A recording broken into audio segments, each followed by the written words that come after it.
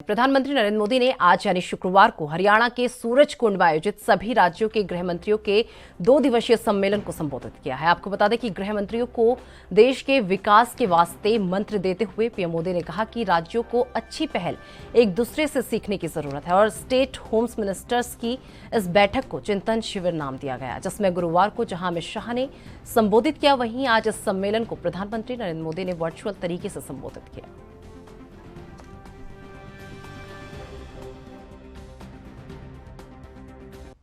आपकी तैयारियों का भी प्रतिबिंब है।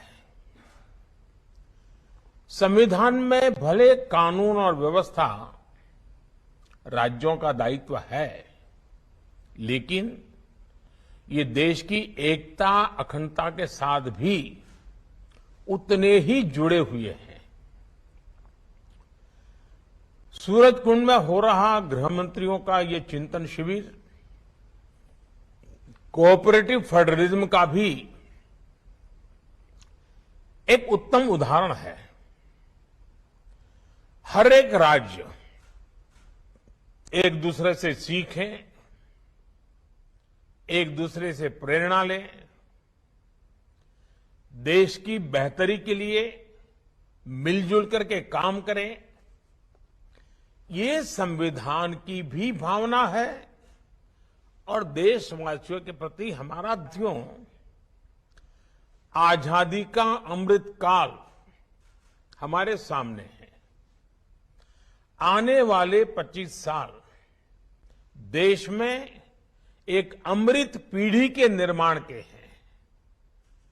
ये अमृत पीढ़ी पंच प्राणों के संकल्पों को धारण करके निर्मित होगी। विकसित भारत का निर्माण, गुलामी की हर सोच से मुक्ति, विरासत पर गर्व, एकता और एकजुटता और सबसे प्रमुख बात नागरिक कर्तव्य। इन पंच प्राणों का महत्व आप सभी भली भांति जानते हैं, समझते हैं। ये एक विराट संकल्प है जिसको सिर्फ और सिर्फ सबका प्रयास से ही सिद्ध किया जा सकता है। तरीके अपने अपने हो सकते हैं, रास्ते, प्रायोरिटी अलग अलग हो सकती हैं, लेकिन ये पंच प्राण देश के हर राज्य में हमारी गवर्नेंस की प्रेरणा होनी चाहिए। साथियों, यहां आप में से अधिकतर या तो राज्य को नेतृत्व दे रहे हैं या फिर सीधे सीधे कानून व्यवस्था की जिम्मेदारी निभा रहे हैं। कानून व्यवस्था का सीधा संबंध राज्य के विकास से है। इसलिए राज्यों में विकास के लिए अनुकूल वातावरण बनाने में आप सभी के निर्णय और नीतियां और आपकी रीति ये बहुत अहम है। साथियों, कानून व्यवस्था के पूरे तंत्र का विश्वसनीय होना जनता के बीच उनका परसेप्शन क्या है, ये भी उतना ही महत्वपूर्ण है। आपने देखा है कि जब भी कोई नेचुरल कैलेमिटी होती है, प्राकृतिक आपदा होती है, तो इन दिनों एनडीआरएफ की, एसडीआरएफ की एक पहचान बनी हुई है। उनका यूनिफॉर्म, उस संकट के समय पहले पहुंच जाना, और इसके कारण देशवासियों के मन में इनके प्रति एक विश्वास बना। अब देखिए, एनडीआरएफ में है कौन भाई? एसडीआरएफ में है कौन? आप ही के सब साथी हैं, सुरक्षा बल के जवान ही हैं, लेकिन समाज में उनके प्रति बड़ी श्रद्धा बन गई है। आपदा के समय में जैसे ही एनडीआरएफ, एसडीआरएफ की टीम पहुंचती है, वैसे ही लोगों को संतोष होने लगता है कि अब एक्सपर्ट टीम पहुंच गई है, अब से अपना काम कर लेंगे। साथियों, अपराध वाली किसी भी जगह पर जैसे ही पुलिस पहुंचती है, लोगों में ये भाव आता है कि सरकार पहुंच गई। कोरोना काल में भी हमने देखा है कि किस तरह पुलिस की साख बेहतर हुई थी।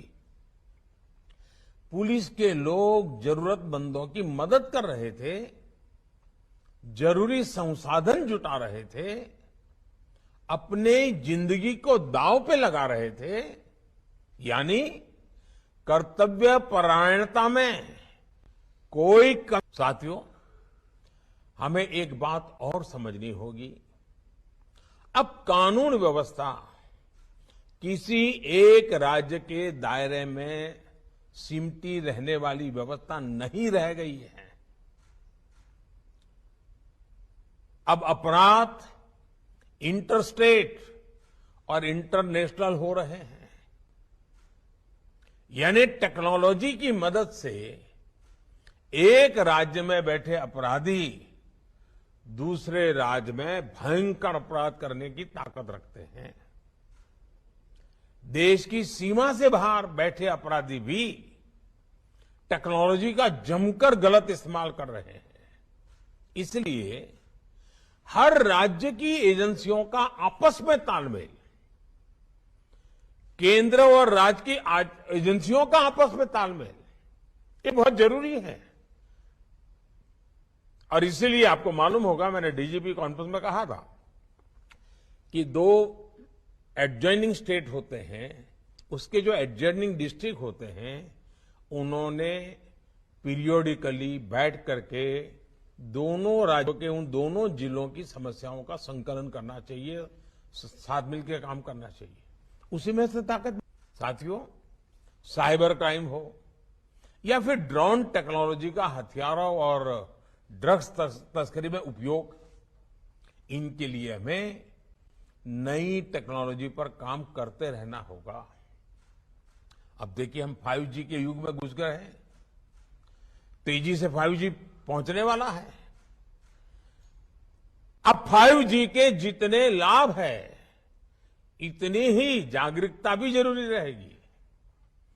5G से facial recognition technology, automatic number plate recognition technology, drone और सीसीटीवी जैसी टेक्नोलॉजी, परफॉर्मेंस में ये कई गुना सुधार होने वाला है। लेकिन हम जितनी तेजी से आगे बढ़ेंगे, जो क्राइम करने वाला वर्ल्ड है, उसका भी ग्लोबलाइजेशन हो चुका है, वो इंटरस्टेट हो चुका है, वो भी टेक्नोलॉजी में फॉरवर्ड हो चुके हैं। मतलब हमें